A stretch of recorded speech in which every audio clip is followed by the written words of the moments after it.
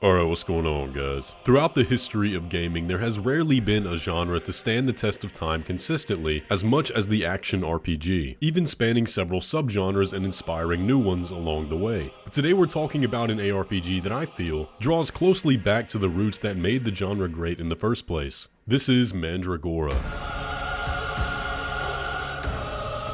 Mandragora is a new Metroidvania-style ARPG from Primal Game Studios. And as expected, since we're on this channel, Mandragora draws inspiration from the Soulslike games, in addition to classic Metroidvanias, and they let me get hands-on with a new demo spanning about 10 hours of content. And I managed to complete all the content available to me, at least as far as I could tell. There may be a few secret encounters that I didn't find, and let me be the first to say this is not typically my genre of game. It's gotta be a really good Metroidvania to draw me in, and Mandragora is a really good one. They've done a fantastic job at blending a beautiful art style with addicting action and consistently fresh exploration throughout this world. But with Mandragora releasing soon on April 17th, we've partnered together to get you up to speed on everything you need to know about this game. So as we mentioned, Mandragora is a Souls-inspired 2.5D action RPG, where you play as an Inquisitor on a quest to hunt down a witch. Starting out, you'll get to choose between many different classes such as the Strength-based Vanguard, the Quick and Agile Rogue, and the Magic-based Spellcaster, along with several other variations of those. But as the game progresses, these classes will branch off into a wide skill tree, unlocking new abilities to suit whatever playstyle you naturally gravitate towards. Now y'all know me. As always, I had to go for the full strength build with the biggest weapon I could find. Eventually, I ended up centering the build around the bleed status effect, causing damage to enemies and bosses over time, while constantly healing myself. And that's just a very minor example of how these builds can branch out. But I'll expand more on that later. Once you're actually in the game, you'll be able to pick up the combat and playstyle right away. They do a great job at introducing the game systems and the combat loop. At least at the beginning, there's nothing to really get confused about. Mandragora utilizes a dodge roll as the primary means of avoiding damage, along with positioning. Those are the two things you'll want to focus on at all times, alongside stamina management. Now, thankfully, the dodge roll has some pretty generous iframes, allowing you to roll past attacks and catch your enemies in the opposite direction than they're facing. This allows you to catch them before, during, or after animations, and get your big damage in during those windows. But those are the fundamentals, you'll be able to pick that up right away. The game also has some pretty in-depth customization. In addition to the skill trees, you have armors, rings, enchantments, crafting, and much more that can flesh your build out and synergize with what you pick in the skill tree. I wasn't able to fully explore these aspects in the demo I played because I didn't actually discover how in-depth it went until I had already beaten the final boss. Now, another aspect, at least on the Vanguard class that I played, was a shield. I went back and forth during my time between a buckler shield and a tower shield before I eventually found a two-handed weapon, and it was really interesting the difference between the buckler and the tower shield and how much it actually changed the playstyle. The buckler shield allowed me to be much more agile and use a parry skill, which came in very handy and I actually used quite often because the timing was generous and it would stun enemies, allowing me to get several hits in. But when it came to the tower shield, it weighed my character down a ton, so I couldn't sprint as fast and I no longer had the parry, but it absorbed a significant amount more damage and wouldn't wear my stamina down nearly as much. And genuinely, I just couldn't figure out which one was better. But with that stamina management, I think that's where a lot of the Souls inspiration comes in, because it is super important in this game. If you let your stamina run out and then try to attack, your character will do a very delayed swing, and that got me killed several times. But the overall pace of the game is pretty fast, so it's easy to forget about that when you're constantly attacking and dodging back and forth. And with the way the level structure is between enemies, traps, puzzles, and platforming, all of that adding together can easily overwhelm you into running out of stamina. But I never found that really jarring. I would just know in the back of my head, okay, I have to play this section a bit smarter. But all of this evolves once you start unlocking new skills and build abilities in the skill tree. For example, one of the early abilities that the Vanguard unlocks was an uppercut skill that when used would inflict bleed on the target for damage over time. And that was very powerful. It pretty much carried me through the demo, as I stated, along in combination with some other skills. But the utility of the skill wasn't all in the damage, because the animation for this attack was quite a bit faster than everything else. So it was very useful when my stamina had started to get low, and I could get that attack out very fast and still have time to recharge that stamina. But the balancing factor for these skills is that they rely on an adrenaline meter that builds up as you attack enemies and starts starts empty after you respawn at a checkpoint. So this creates a satisfying loop where the game encourages you to stay in the pocket constantly in combat so that you can fire these skills off back to back and deal heavy damage and give yourself advantages in the fight. And that's what I like in an ARPG, so that kept me entertained throughout the entirety of this demo. And all of that is just for the melee combat. I didn't even get to try the magic side, but I was very curious at what that looks like because I found a ton of weapons and skills for the spellcaster classes that I couldn't use. But I could tell it would greatly change the gameplay, and I'm very curious about how those eventually flesh out.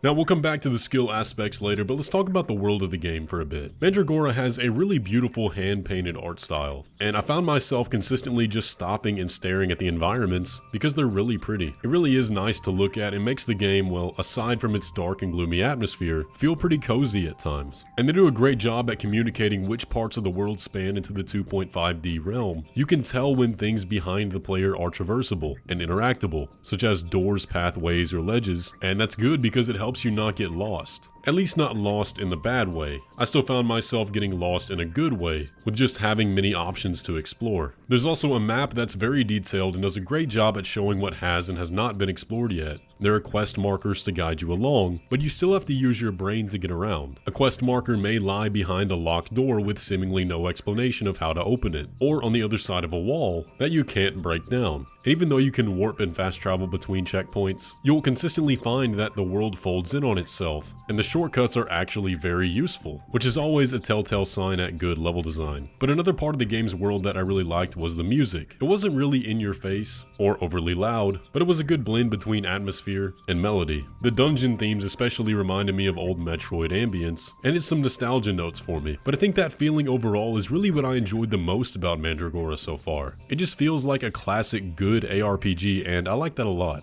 But now let's talk about the game's story. From the game's website, it describes the story as Enter Doom, a grim and vivid world full of unforgettable NPCs, unique enemies, and complex moral dilemmas. Encounter horrific monsters and terrifying creatures in a wide variety of vibrant locations, from dark forests, deadly swamps, and abandoned dungeons, to frozen mountains and burning deserts. Mankind has surrendered to the world of the monsters. People hide away behind walls of brick and palisades of ignorance, constructed by their leaders. Joy and delight are coveted jewels, out of reach of the masses. This is not the world you were promised. Travel by night and take it back. So like I said, the protagonist is an inquisitor on a quest to slay a witch, but our character is cursed by entropy, an unknown force affecting that quest, as well as a mysterious voice guiding us along the way. So through that mercenary work, we explore the world past kingdoms, cities, swamps, and dungeons, and it's always worth exploring every inch because there are tons of secrets to find, even secret bosses. So let's talk about those bosses.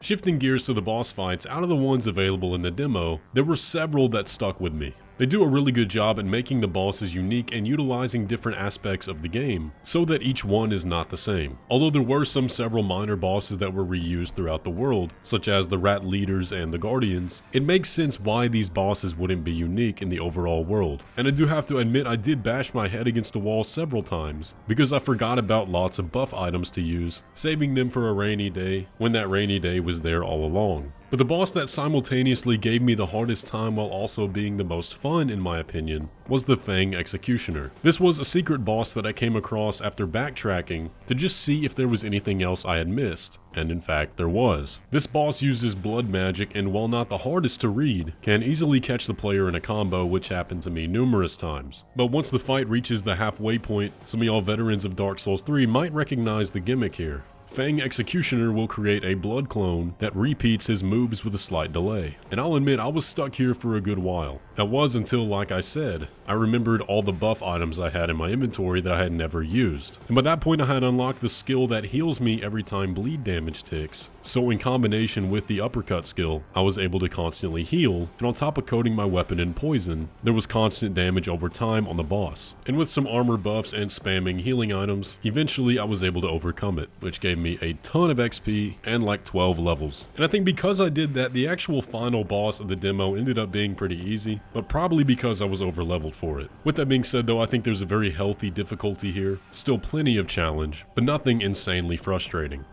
But to just give some general overall thoughts, I think any fans of Metroidvanias and even Souls-like fans will find something to love about Mandragora. Even in this demo, I know there were secrets I still have yet to find, quests still left to complete, and bits of the world I forgot to return back to, that I know will be expanded upon in the final game. And like I said at the beginning, the genre isn't normally for me, but Mandragora sucked me in. I want to go back and try a magic build, I want to experience the boss fights the rest of the game has to offer, and I want to see what a fully optimized build plays like. I really did have a great time with this demo. It made me feel like I was playing a classic and true to form video game that if I'd played a long time ago, I'd still be talking about today. I really don't have anything negative to say about what I played so far. Of course, this was only the beginning of the game, and I know it's going to evolve a lot as it goes on, but I really did enjoy my time. I know you Hollow Knight fans out there are looking for something to scratch that itch while you wait for Silksong, and I think Mandragora is the ideal game for you. Mandragora releases on April 17th, but you can pre-order it on Steam now, and everyone who does will receive exclusive digital rewards as well as access up to 2 preview builds ahead of the game's release so you can play immediately. And you can check out their new trailer which just dropped, debuting at the Future Game Show, which will be linked down in the description below.